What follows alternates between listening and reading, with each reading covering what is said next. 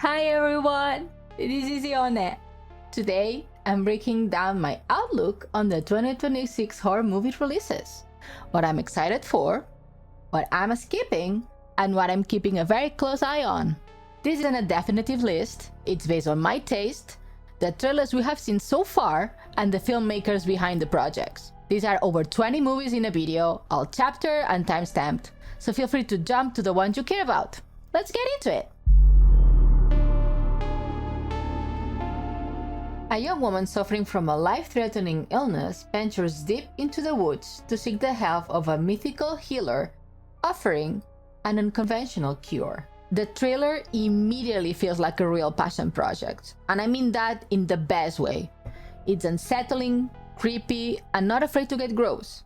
Some of the color grading pull me out a tiny bit, but overall it looks like a fun gore experience with a very strong creative identity. And I will always take that over something safe and boring. The stars are gone, the planets have disappeared. All individuals aboard space stations and starships are left to give the end a name: the Quiet Rapture. After decades of decay and crumbling infrastructure, the consolidation of Iron made a discovery on a barren moon designated 85, an ocean of blood. Hoping to discover desperately needed resources, they immediately launch an expedition. A submarine is crafted and a convict is wielded inside. Due to the pressure and depth of the ocean, the forward viewport has been encased in metal. If successful, they will earn their freedom. If not, another will follow. This will be the 13th expedition. In preparation for the Iron Lung movie release, I played the game on stream. And yeah, it works. Excuse me, what? Why are you... We are underwater. Why are you on fire? It's short, tense, and extremely good at making you uncomfortable with basically nothing. Just vibes, pressure, and dread. Knowing how much care Markiplier puts in his projects, I'm genuinely excited to see how the atmosphere translates to a full-length 125-minute movie. This feels like a passion project made by someone who actually gets horror. In Send Help, two colleagues become stranded on a desert island, the only survivors of a plane crash. On the island, they must overcome past grievances at work together to survive, but ultimately, it's an unsettling, dark, humorous battle of wits and wills to make it out alive. I love Sam Raimi, and Rachel McAdams has incredible range, so this already had my attention. The concept of two characters stranded together and slowly pushed to their absolute limits is exactly my kind of horror setup. It feels tense, uncomfortable, and darkly funny, which is Raimi's sweet spot. By the time this video is out, I will have already seen it in theaters, so expect a full review soon. A paranormal podcast host becomes haunted by terrifying recordings mysteriously sent her way. A24 hasn't missed for me yet, so this already had my attention. But the premise is what really sold me. A podcaster receiving mysterious recordings that slowly turn threatening scratches that cursed chain letter itch perfectly. It's simple, it's creepy, and it feels like the kind of horror that sneaks up to you instead of screaming in your face. Very much my thing. The Mortuary Assistant follows Rebecca Owens, a mortuary science graduate who takes a night job at Riverfield's mortuary. What begins as a routine job soon turns sinister as she faces terrifying supernatural forces. This is another horror game that Chad has been recommending to me, so it's very much on my radar. I will definitely watch the movie, but I'm keeping my expectations measured. That said, the original game clearly struck a nerve with people, so I'm curious to see how that translates into film. The developer for the original game is creating a new one for the Paranormal Activity franchise called Paranormal Activity Threshold. Not much is known about the project yet, but that's a little nice extra to keep a lookout for. The young daughter of a journalist disappears without a trace in the desert. The shattered family is stunned when the girl suddenly reappears 8 years later. But what should have been a joyful family reunion quickly turns into a true and horrifying nightmare. I genuinely have no idea what Lee Cronin's take on the mummy is gonna look like, and that's the kind of why I'm excited. Seeing James Wan's name attached makes me hopeful, because when his original projects hit, they hit. I'm cautiously optimistic, but really curious. A horror novelist visits an inn in Ireland to spread his parents' ashes, without knowing the place is rumored to be haunted. Just based on the trailer alone, my half for this one is high. It's creepy, it's unsettling, and very intentionally refuses to explain itself. I haven't seen Damian McCarthy's previous films yet, but if this is any indication of his style, I'm fully on board. This looks like a pure atmosphere, and I'm excited to sit in it. So far, the Backrooms has already proved how powerful the concept is. What started as a short online project turned into a full-blown cultural moment, and that doesn't happen by accident. I'm really curious to see if that uncanny liminal horror can hold up over a full feature, because when it works, it really works. Not much is known about this one yet, but Evil Dead is a franchise I almost always show up for. I had a great time with the 2013 remake, and even when the entries don't fully line, the series usually commits hard. If nothing else, Evil Dead tends to go all in, and I respect that. Any movie that Robert Eggers directs is an automatic watching for me. No ifs, ands, or buts. The atmospheres and settings that he creates on his films are one of my favorites. You can easily tell the amount of passion and creativity that he pours into his projects, and the amazing team that he has built around his movies. Add a werewolf to the mix, and I'm sad. Dr. Kelson makes a discovery that could change the world as they know it, and Spike's encounter with Jimmy Crystal becomes a nightmare he can't escape. In the world of the Bone Temple, the infected are no longer the only threat to survival. The inhumanity of the survivors can be stranger and more terrifying.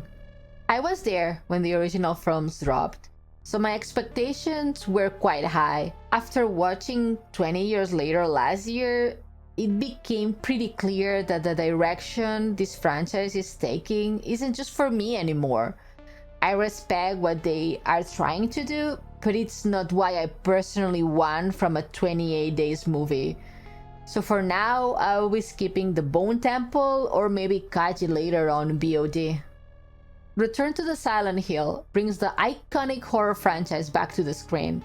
When James receives a mysterious letter from his lost love Mary, he's drawn to Silent Hill, a once familiar town now consumed by darkness. As he searches for her, James faces monstrous creatures and unravels a terrifying truth that will push him to the edge of his sanity. I love the Silent Hill franchise, and I even have a soft spot for the earlier movies despite all of their flaws. But this one just looks surprisingly unpolished to me, especially with the 30th anniversary coming up soon. Between the visuals and some casting choices, it doesn't feel like the kind of return this series deserves. For a franchise this iconic, that's enough for me to sit this one out. In the final film of the Strangest trilogy, Maya faces the masked killers one last time in a brutal, full-circle reckoning of survival and revenge. This franchise lost me once it started expanding beyond the original film. I understand the appeal of digging deeper into the killers and their motivations, but for me, The Strangers worked best when it was minimal and unexplained. The less we knew, the scarier it was, and this is why this one is a skip for me. A misfit group of unwitting high school students stumble upon a cursed object, an ancient Aztec death whistle. They discover that blowing the whistle and the terrifying sound it emits will summon their future deaths to hunt them down. I've only seen the trailer, but I feel like I've already seen this movie before. It looks like every teen haunting or slasher, very much in the same lane as Terror from 2024. Add that to the fact that it's directed by the same person behind The Nun, and my expectations drop pretty fast. This feels like a jump scare heavy pass for me. When the 15th century prince witnesses the brutal murder of his wife, he renounces God and damns heaven itself. Cursed with eternal life, he is reborn as Dracula, an immortal warlord who defies fate in a blood-soaked crusade to wrench his lost love back from death, no matter the cost. On the verge of reuniting, Dracula is haunted by a relentless priest sworn to end his immortal reign. This looks more like a period drama with horror elements than a straight-up horror film, maybe leaning closer to suspense or thriller territory. I actually enjoy that genre overlap, and I like Frankenstein by Guillermo del Toro for similar reasons. So I'm not completely writing this off. I will probably give it a watch, but it's not something that I'm going out and rush to see. When a new Ghostface killer emerges in the quiet town where Sidney Prescott has built a new life, her darkest fears are realized as her daughter becomes the next target. Determined to protect her family, Sidney must face the horrors of her past to put an end to the bloodshed once and for all. I've been disconnected from the Scream franchise for a while now. What started as a sharp, self-aware trilogy increasingly feels stretched thin with each new installment. I get why the franchise keeps going, but it's no longer something I feel invested in. That said, seeing names like Matthew Lillard and Scott Foley attached does spark a tiny bit of curiosity, but not enough to pull me back in. In 1930s Chicago, groundbreaking scientist Dr. Euphonius brings a murdered young woman back to life to be a companion for Frankenstein's monster. What happens next is beyond what either of them could have ever imagined. This feels less like a Bride of Frankenstein story and more like a gothic crime romance. The trailer gave me heavy Joker and Harley Quinn, Bonnie and Clyde energy, which just isn't what I'm looking for here. It feels very far removed from the original source material, and based on what I've seen, it doesn't really grab me, so this one is a pass. A young woman, Macy, fights for survival after being abducted by a deranged, monster-like figure who wants to raise Macy as their child. A daring blend of new French extremity and 1970s American horror.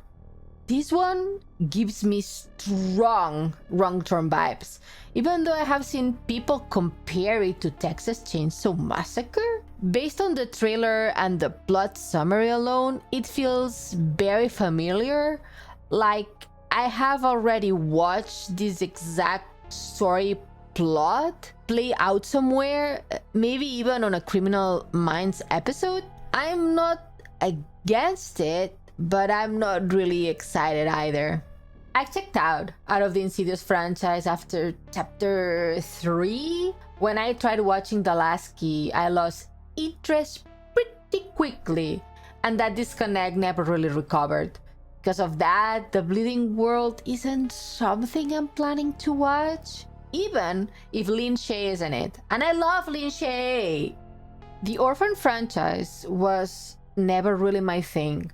The first movie worked fine as a standalone, but I never felt the need to dig deeper into Esther's backstory. Just like Orphan First Kill, this feels unnecessary to me, so I will be skipping it. Shot entirely on in-house security cameras and drawing on elements of analog horror popularized on YouTube, Dooba Dooba follows Abna as she arrives for what she assumes will be a typical babysitting gig.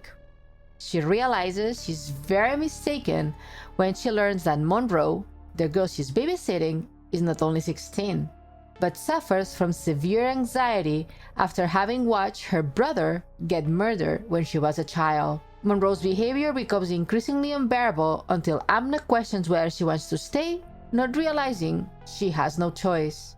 Fan footage is always a gamble for me, so I'm approaching this one carefully. The security camera concept is interesting, and I do like the analog horror angle, but some of the camera placement in the trailer feels a little too convenient and not exactly where one would put security cameras. It immediately makes my brain start asking questions, and I'm intrigued, just cautiously so. Diana's husband is taking her to an experimental trauma facility deep into the wilderness, but she can't remember why. As her memories begin to creep back in, so do some unwelcome sinister truths about her marriage. Shadow originals are either hidden gems or complete skips, with very little in between. Honey Bunch feels like it could land on the good side of that spectrum. The trailer feels intentionally confusing, the cinematography looks solid, and I already have theories forming about the story, which is usually a good sign. Just a quick warning though, if you are photosensitive, you might want to skip this trailer. Following the brutal murder of her husband, a Kansas Highway Patrol officer sets out on a journey to track down the perpetrator. As the hunt progresses, she becomes to realize the man responsible is a sadistic serial killer, and the depth of his mental depravity and his sinister agenda is more twisted than anyone could have imagined. The script, being written by Andrew Kevin Walker, definitely caught my attention, and you can feel those 7 and 8mm influences all over the trailer. Visually, it looks gritty, grimy, and very, very unpleasant, but in a good way. I'm cautiously optimistic, but I'm definitely curious to see how far they lean into that darkness. In an attempt to avenge her daughter's death, Irene Kelly travels through parallel universes, killing her daughter's murderer over and over again. She grows addicted to the revenge streak, putting her own humanity in jeopardy. This is sci-fi horror in a way I wasn't really expecting. The idea of a mother endlessly avenging her daughter across parallel universes and slowly losing herself in the process sounds like it could be either very compelling or very messy. Either way, it looks like it could be a lot of fun, and I'm curious to see which direction it goes. A man is asked by his ex-girlfriend to take care temporarily of her senile mother, Alicia, but Alicia won't let him leave, turning a simple task into a nightmare he must escape. This premise immediately got my attention. Frail-looking older characters who turn out to be anything but innocent are one of those tropes that really gets under my skin. On top of that, Carmen Maura is a fantastic actress who deserves way more recognition outside of Spanish-speaking cinema. Moments after surviving the Ledomas family, Grace discovers she's reached the next level of the nightmarish game, and this time with her estranged sister Faith at her side. Grace has one chance to survive, keep her sister alive, and claim the high seat of the council that controls the world. 4 rival families are hunting her down for the throne, and whoever wins rules it all. I'm honestly torn on this one. Ready or Not worked incredibly well as a standalone movie, so the idea of a sequel immediately makes me question whether it was really needed. I'm sure it will be fun, and I'm sure I will enjoy parts of it, but sequels don't always live up to their originals. These ones are firmly wait-and-see territory for me. A woman takes a housekeeping job in a mysterious New York City high-rise. As she unravels the building's dark history of disappearances, she uncovers links to a possible satanic cult. This feels like a mashup of Ready or Not, You Are Next, and a bit of Kill Bill. The trailer leans hard into the tone and gives away a lot, which makes it feel more like a fun, cheesy group watch that's something meant to surprise you. Not necessarily a bad thing if it's something you enjoy, just not something I'm fully sold on yet.